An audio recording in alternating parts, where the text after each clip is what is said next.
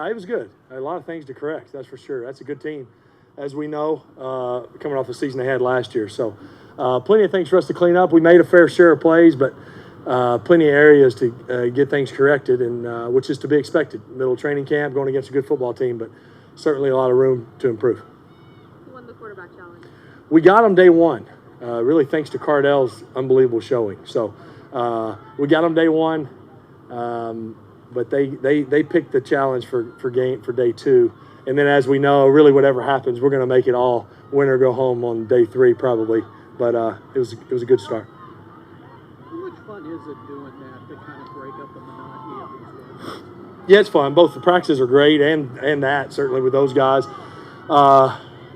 Drew and Teddy and Taysom over there, and then mixed in Larry, one of their offensive linemen. So, but it's always great. It's always fun to see Drew, see all those guys, but to see Drew, we were just talking about telling stories from 15 years ago. I mean, it's crazy how time flies, but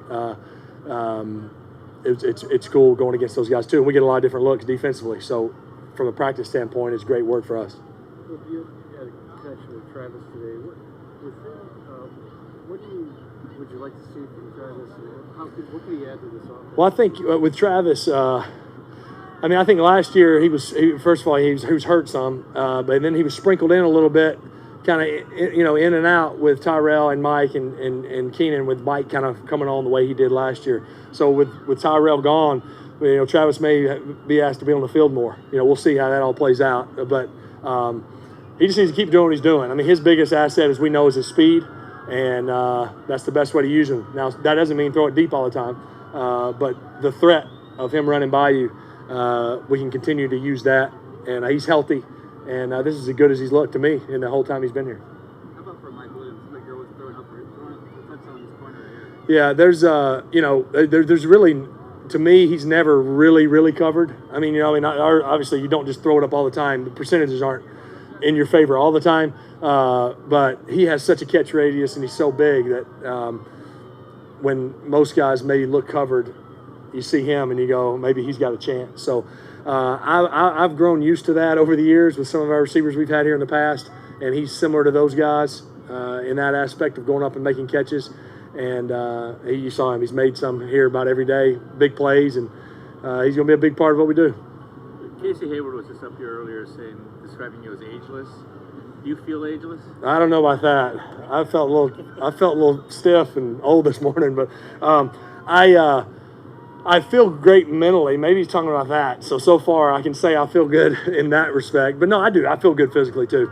But I think some of it too is, and I imagine, I don't know. I mean, Drew and Tom and all those guys that are up there as far as age in this game, I think being around all these young guys all the time helps. It helps you, they keep you energized and excited and fired up, and so it's been fun. I've really enjoyed not only the young guys, the guys born in late '98, when I was in high school, but the guys that were, that are the 6, 7, 8 year guys, the Keenans and all those guys, that you've kind of gotten to see be rookies and now be, all pro players. So it's been a lot of fun. You've obviously been on a number of Charger teams here, and do you kind of recognize this as being kind of a special window and maybe where you are in your career now? No question. Do you feel like this is something we have to kind of maximize here? Yeah, no question. I think we're in a similar window as we were in from 06 to 09 when we won the division 4 years in a row, went to an AFC championship game,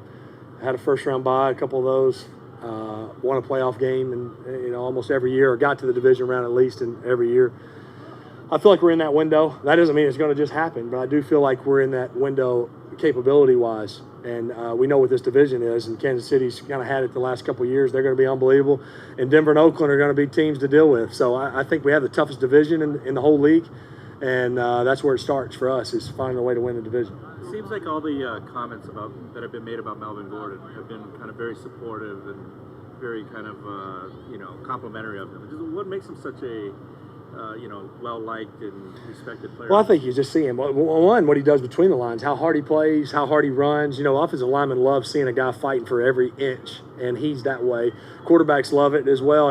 He sells himself out and throws his body in harm's way to protect. not only catch out of the backfield, but to protect. And then he's great off the field. I mean, he's always smiling and laughing and cutting up, and he is always around the guys. So I think guys appreciate that. So Melvin, we want Melvin back. What he brings a lot to our offense. Right now our young guys, Justin and Eck and a couple other guys are springing in. They're doing a heck of a job, and thankfully we have them. But we want Melvin back. There's no doubt about it. So hopefully we see him here before too long. He's obviously not the only running back that's kind of in this type of position. Are you kind of sympathetic towards their cause, so to speak, given, I think I always want to be supportive as you can of your teammate. And at the same time, you gotta move forward with what you got to do to get ready to prepare for the opener and beyond. So there's a nice balance there. But I know Melvin knows I'm pulling for him. And in saying that means you want what's best for him. You want him to feel great, and you want him to be at peace with how it all ends. And hopefully it's right here. So he knows that. I doubt anything I just said will make PFT headlines, but I think those that know me will know that that's what I've meant all along.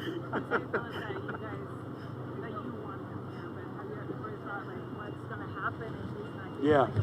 Well, we got to go. If he's not here, we got to go. And so I think that's really what I was saying 3 weeks ago. If he's not, shoot, we got to go. We do have good players here at that position, and so we got to go. Are we better with Melvin? Heck yeah, we are.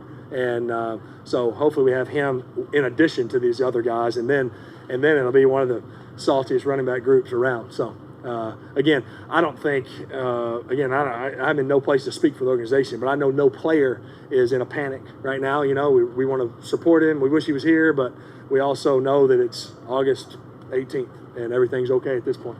Even if he's not here, you see this team as, like right now you were comparing it to the 06 09. Well, he's certainly a big part of that. So, anytime you don't have a great player out there, you're not as good, but you can find ways to get it done. But certainly we're better with I was about to say with 28 out there. We're better with 25 out there. You got the Saints this week, last week against the Rams. They were in the NFC Championship.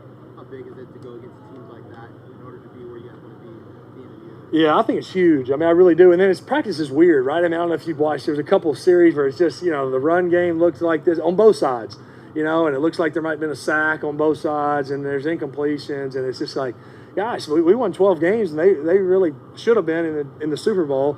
And sometimes you don't look like that in practice, and I think that's the way it goes. There's not a great deal of preparation that goes into this practice. You're seeing fronts and different movements of guys, so I think it's great tape to teach off of and to learn things. Oh, look at this coverage. We haven't seen that. What's good versus it? It's not so much finding a way to beat the Saints in practice. It's more helping us get better, see guys compete. Like a guy like Keenan's not in there today, and Artavis gets thrown in there with the ones a little bit. See how he reacts to that. I thought he did some good things. Some things he's going to need to clean up. I missed him on a wide open third down. We weren't very good on third down. So all those things you clean up, and there's no real consequence today, which is probably the best part. Philip, if Anthony, as a veteran quarterback, if he told you you're not going to play the rest of preseason, would you be okay not taking a snap going into the season? Yeah, I'd see you September 8th. Be just fine. Going back to the PFT thing, is that kind of frustrating seeing that they kind of change their words? No, I don't know if they changed my words. It was just, bits and parts of it. It was really a two-sentence statement, It was here's this, and then it was, but we got to go with what we got, So, and I think if you watch it, like anything, right, you hear the tone. That's why text messages can get you in trouble sometimes too, right? You're like, hey, you didn't hear me say it. I said it like this, So all's good. I just know that makes it harder on Melvin too, right? Because then you want him to know what you mean and how you feel about it. Have you talked to him? Yeah. And I think he's talked to a lot of the guys. Yeah. So again, it's more encouraging because he hates being away. He wants to be out here. He loves to play. He loves the locker room. I think again, going back to I mentioned all the things on the field, but the reason why he's so likable is he loves to be in the locker room and hang out with guys. And he's always smiling and laughing and carrying on. So I'm sure he misses that, and even more so now that we're starting games and stuff. So it's part of this business, and hopefully again it gets resolved, and both the Chargers and Melvin are both happy. So it's no strange that you brought the offensive line in front of you. Have you seen enough from Trent if Russell can't get out there? But the left tackle, think you're going to be okay in day one? Yeah, I mean, again, Trent's a young player. He's going to get better every day. He's going to make some mistakes, but he's physically capable, and then he cares a whole heck of a lot. So I think if you have those two, you got a chance. And but again, same deal. You want Russell healthy first for his own self and his family. But we certainly want Russell back when he is healthy and can. But until then, I think the whole group has enough trust in Trent and Sam both that we can go and find ways to move down the field and score points. Well, Bill, it's hard to imagine that 14 years after being teammates, you and Drew are still going strong. Yeah, it is crazy. I mean, it's pretty cool. I mean, how you think about it.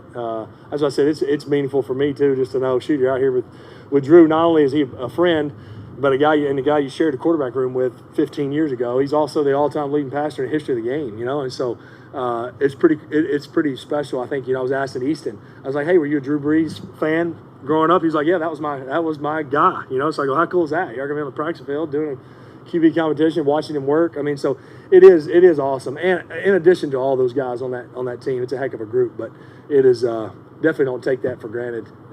Sharing the same practice field with a guy like that. I thought our guys did some good things. Again, I didn't see the drills on that side. Again, I don't think at least I don't say who won the day. We won't be saying that in our room. We'll be saying, oh yeah, I don't think he made that tackle. And I'm sure when the Saints watch the film, they're going to say, oh yeah, you made that tackle. That's just the way it goes. But it's more about the other things, the details, cleaning up some routes. Me and Hunter were a little off on that one today that got tipped and intercepted. Well, there's no harm. Nothing happened. But it'll help us when we get in the regular season when it counts. So those are the things that are valuable in these kind of practices. Philip, seeing Hunter out there and kind of a full complement of weapons. Hawkins playing well. You got Virgil in the run game. Just can you speak to them and just their versatility, not only catching the ball, but also their ability to block? Yeah, no, I tell you, they all are really versatile tight ends. Run game and pass game. Verge is battling to get healthy right now, and it's great to have Hunter back, healthy and playing well. And I really think Calkins had his best camp yet. I mean, just tough. He just plays hard and whatever you need him to do. You want me to motion over and block at the end? Do you want me to run a route? Do you want me to? All the special teams. He's really had a nice offseason, a nice training camp.